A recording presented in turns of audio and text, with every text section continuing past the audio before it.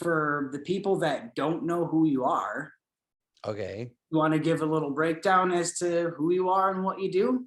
Yeah. My name is Steven Levine, and I was a property master in the motion picture industry from 1974 to 1979. I worked as an assistant prop master. So I put in 5 years sort of learning how to move up the ladder, working with different prop masters. And during those 5 years, you learn how to work on the set. You know what's working every day. You make sure the actors have all their props. You make sure they're ready to go. And then when things have to be reset, you reset your props. So that was like a 5-year apprenticeship, really. And then in 1979, I moved up to being the prop master. And my first assignment was Airplane. Most people know that film. That's the And Don't Call Me Shirley film. And that was really, I was 27 years old, and it was my first film as the head guy. And then it just kind of took off from there, and I wound up doing about 20 feature films and lots of TV, episodic, movies of the week, videos. And it's kind of a tension-filled position, but as long as you're prepared and you have a reasonable director, then you just make sure you're ready. And when they yell roll, then your stuff's all ready to go. And you can't really afford to make too many mistakes, because they know if you like, for example, if they're ready to roll and your props aren't ready and you hold them up, they don't like that, because they know they have it broken down to, with all of their staff on set, they know how much per minute it costs to shoot. And if you held them up every day for 5 or 10 minutes, well, you wouldn't, because you'd be looking for another job. So there is tension involved, but it's very creative. And if you get the right people, it can be a lot of fun. If you don't, it can be a bit of a nightmare. But you do your best, and if you get the right people, it can be a reward. I feel a sense of accomplishment over what I did over the years. And it's really, really sad to think about the fact that you guys don't get as much love and credit, because I'm into, like Batman and obviously Pee-wee, a lot of the stuff that was, I guess, popular in my young childhood. And it took me to, get to 16, 17, up to 20 years old, where I was getting the DVDs and watching the behind the scenes stuff to even find out names of who's working on this and how this all comes together. Right. I would have never known who you were if I hadn't started going through and watching the credits and just looking at every name at the end. And then from that, we got, There it is. so My book. it's just absolutely amazing for me to have watched these movies so many times and not know, that there's people that made these things, and to finally be sitting here talking to you, because Yeah. wow. Oh, it's my pleasure. It's fun. Yeah. I'm happy to share my experience on Pee-wee's Big Adventure. It was quite a ride. Yeah. And then to think it was 37 years ago. Oh, wait. Yeah. 85, 95. Yeah. About 37 years ago. Jeez, that's more than half my life ago. But I can remember it very well because, it's one of those things that sort of that experience really sticks in your mind. I can remember most all of my movies because you're so focused on your job and you want to do a good job. So, but Pee-wee, I can remember a specific scene number even on, when they reveal the bike for the first time, he goes to the garage and he opens the garage and there's like these little like flower bits coming down. And that was the big reveal scene. That was scene 17. I'll never forget that. That bike had to be in perfect condition for that. And that's absolutely gorgeous scene too. I tried to recreate it in my garage and it just doesn't look the same. Well, we had a lot more staff. I know you're a magician, but you can't, it's hard to duplicate the work of like an entire staff of effects guys. Yeah. Yeah, no, it's even just trying to get the, I'm sorry, I don't know if you can hear any of the background. Yeah, well, that's okay. There's a train just about 300 yards behind our backyards, backed up to a forest. These trains go by all the time. Yeah, And I'm not good with yards and stuff, but I know that about 2 blocks down is where ours is blasting through right now. yeah, no, we hear them come by all the time.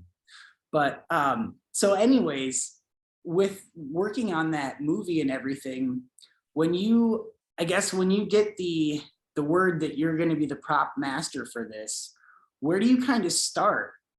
I guess. Right. Well, I'll explain. So here's what happened. I remember my interview with Tim Burton, and I had just finished Ron Howard's film Cocoon. I don't know if you're familiar with that. Did you see that movie? It's a very good film. Yeah. So just a side note, I digress.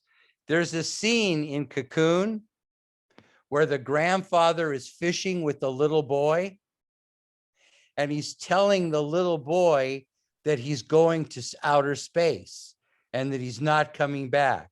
He's explaining that's his little grandson, and he's telling him that he loves him, but he's going to go to this place where he can live forever.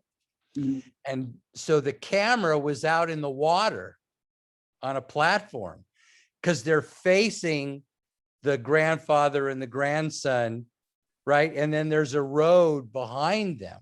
Mhm.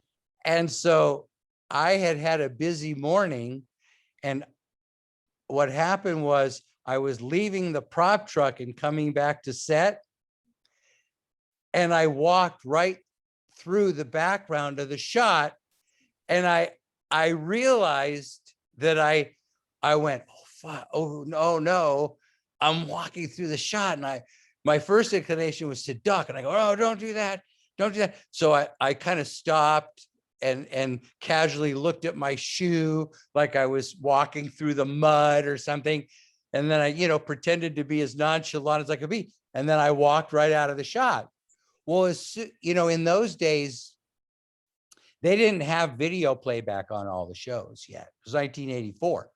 So the camera operator, he's the one that sees everything, right? So his name was Keith. I said, Keith, I just walked through your shot. And he goes, you know what? Don't worry about it. And so I thought, whew, what a relief. Never thought about it again because Keith said, don't worry about it. So I didn't. And then here we are at the screening at Cocoon. And there I am walking right straight through. So if anybody wants to rent Cocoon and watch that scene, that's me walking through. That's my only appearance on camera. I'm really a behind the scenes guy. I'm not much for ever being in front of the camera. Ron Howard used to try to stick me in as an extra all the time, and I never wanted to do it. If there was a scene where he wanted me in there, I always duck behind the guy in the back. That's just not me, I'm too self-conscious for that. But anyway, there I was. Now to get back to your story. So I interviewed with Tim Burton, and he was very, he had a lot of questions about working with Ron, because I had worked with Ron before. That was my first, Cocoon was my first movie with Ron, but I did more films with him. But anyway, so I interviewed with Tim, and I remember him being interested in, what it was like to work with Ron and what the location was like and so on. So I felt like, they interviewed other people, but I felt like I really connected with them. So I did get the job. And then the first thing you do is you get the script. And when you get the script, what I do is read it all the way through at first, just read it. And then I didn't have a computer, obviously, in those days. So what you do is you do what you call a breakdown. And you separate all the props into categories. Is it going to be a purchase? Is it going to be a rental? Is it going to be manufacturing? Is it going to be graphics? Is it a weapon? Is it an animal? Whatever it is, now on a computer, you would just do like a Excel document. But back then I'd have paper spread out on a big desk. So you put everything in order, right? And plus you also put little notes of your own ideas of like, it's not, first of all, everything's not in the script. For example, you have to put yourself in the situation. So for example, if it says a police department, desk sergeant, extras, perpetrator, they don't say the perpetrator should have handcuffs on, every cop should have a belt, a badge, a gun. You have to put yourself in the situation. So you break down everything that you think of can be used in the scene, of course, with the actual scripted props. And then you put together this giant list in categories, and then you meet with your director and you go scene by scene and talk to him about what your plan is and what his ideas are. And then you finalize your breakdown, and then you set about putting it all together. Okay. So that's pretty much what you do. And then there's constant updating, because they'll have an idea. Oh, by the way, Thursday we're shooting at this whatever, a festival, and I want whatever it is, and then they add stuff. And then you're constantly caught between them wanting to add stuff and production wanting to pay for the added stuff. Mhm. So you always have to kind of decide, am I going to go a little over budget? Am I, it's a fine line. There's always stress with that too, because you want to give the director everything they ask for. You never want to say no. But then again, you got to deal with the production people, production managers and producers, and then go over it with them. And so there's always stress involved, but you can also be real creative with your ideas. A lot of directors are real receptive to that. So certainly Ron and Tim were. Nice. So now you mentioned like doing a breakdown for all the props and everything. And I don't want to call some of the props mundane, but they're more the things that they're there because you would see them in normal life. And then there's, I guess, the fun props, the really crazy things. Principal props. Okay. So sorry, what was it? No, so principal props are what are specifically scripted. Okay. That you need. So how do you go from like the ideas that they have, the sketches of the things on the bike and stuff like that, and bring that into real life? Right. Well, that's where your manufacturing comes in. You make a prototype. You'll take their drawings, and then you'll have it made up to their specifications, and then you'll show it to them and see what they like and what they don't like, what they might want to change. That's it. That can involve your production designer who comes up with your drawings.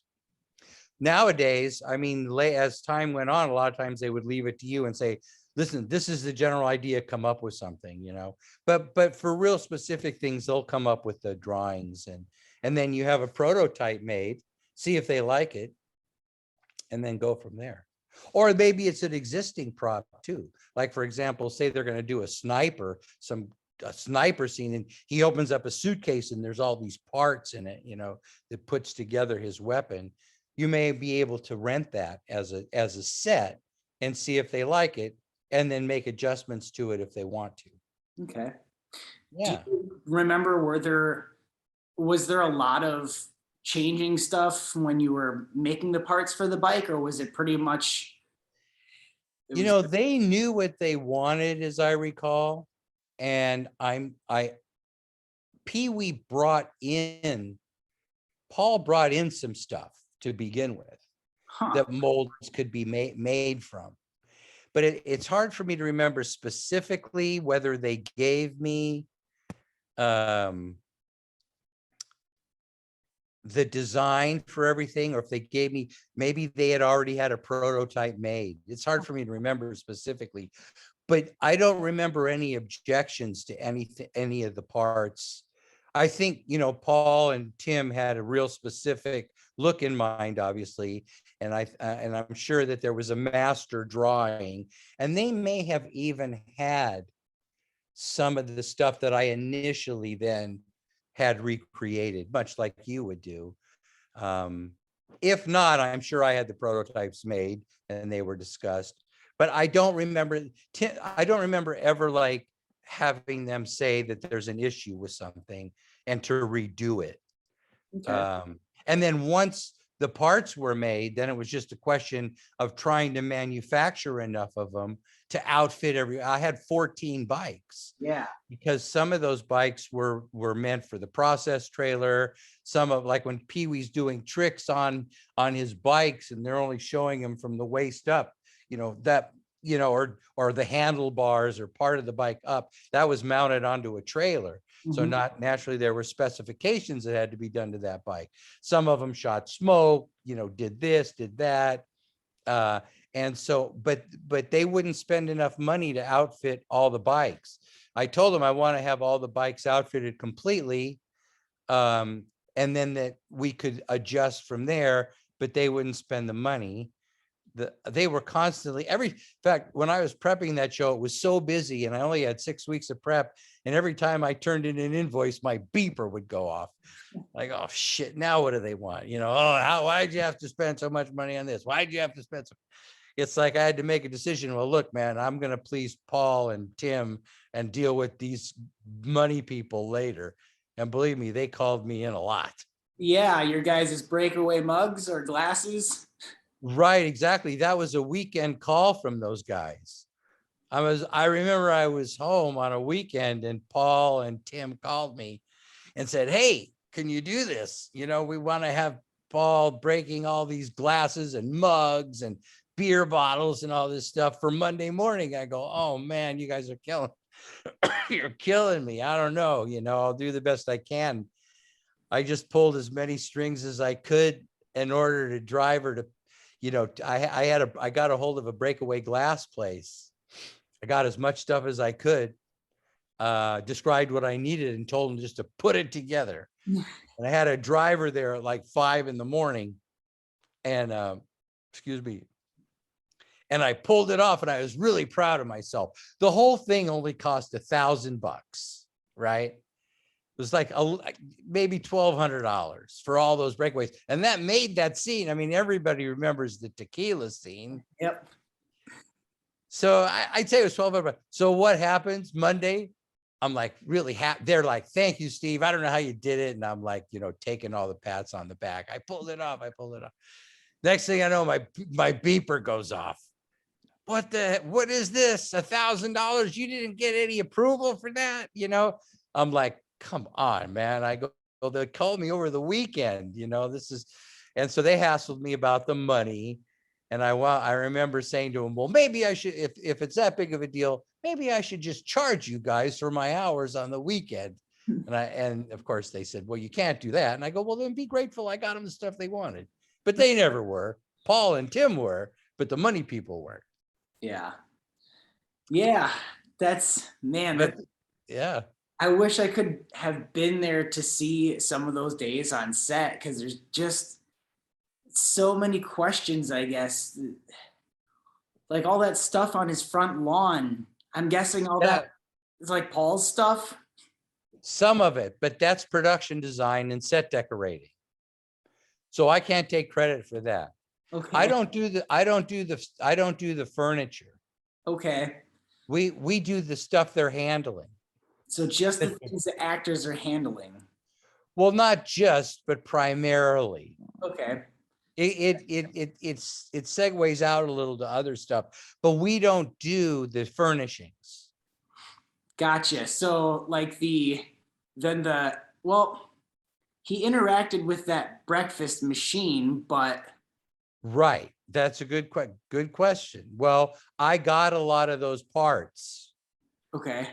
But the effects guys made some stuff and that never worked. the way you saw it. Those were done in cuts, right? So it couldn't actually do what you saw it do on screen. It could do like 8 individual things, Mm-hmm. but it didn't do all of those things at once.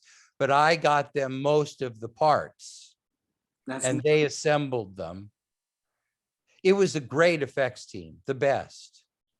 They were super. The guy's name was Chuck Gaspar and his assistant was Joe Day, and they've both passed. oh no.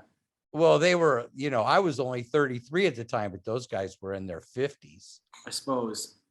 And Chuck, the special effects foreman, he was a heavy smoker and he never had a pocket in his t-shirt. So we always had those Pall Mall or Pall Mall, those non-filter cigarettes, and he ran them across his shirt with a piece of gaffer's tape. So his cigarettes were always available. He never had a pocket. They were real characters, man. They were at the top of their game. They were the best. Yeah. That would be, I mean, it sounds like a really, really cool industry to work in, to be able to, I guess, collaborate and work with so many different departments and types of skill sets. It is. You just have to keep, excuse me, I have this allergy that's killing me. It is, right? But there's always that underlying stress that you're feeling because everything has to be done on time. Everything has to be right. And it is fun and creative, but it's not like you're just having a great time and not thinking about all the stuff you really have to do. Your mind, you're focusing on what you have to do at the moment, but in the back of your mind, as soon as I get this right, I got to move on to the next problem. So it's not carefree. It's like, yes, it's fun to collaborate with really brilliant people, but everybody's got a level of stress, and sometimes it'll show, it'll come out, people are dealing with a lot. But yeah, I mean, I'd say overall, I probably enjoyed 60% of my career, maybe more, maybe 65. But then I gotta, yeah. And maybe I would thrive in that sort of thing. I mean, I feel like as a musician, I'm always really, really tense and nervous leading up to playing in front of people. Yeah, until you get on stage. First maybe 10, 15 minutes, I just absolutely hate it. And then something changes and it gets better. And then when it's done, then it's the best. So you're playing out. Yeah, I have quite a bit. Yeah. That's cool. Let me shut this off. That's good. You're in a band? I've been in a couple bands. And right now I'm kind of in the same boat as, like you said, with your wife. I played music in a lot of bands, being like a bassist or not really like a songwriter, but I've been playing guitar since I was 9. So wow, you're good. I'm good enough to do what I like to do. That's awesome. Yeah, I decided that I want to start doing my own music. So in the last like 5 years, I started writing and recording all my own songs. And now I'm at the point where it's like, I have to get a thing together and get up in front of people and do it. Yep, I know. That's what my wife does. I get it. Yeah, you got to keep at it. That's in your blood. It's important for you to do. Otherwise, you get frustrated if you're not doing it. Definitely. Yeah, I have to play drums once in a while just to make sure I kind of stay sane. Well, that's good. I've been taking bass lessons online forever and I still suck, but I still keep trying. Come on, you've only got 4 strings to use. I know. Even harder. I know. EADG. There you go.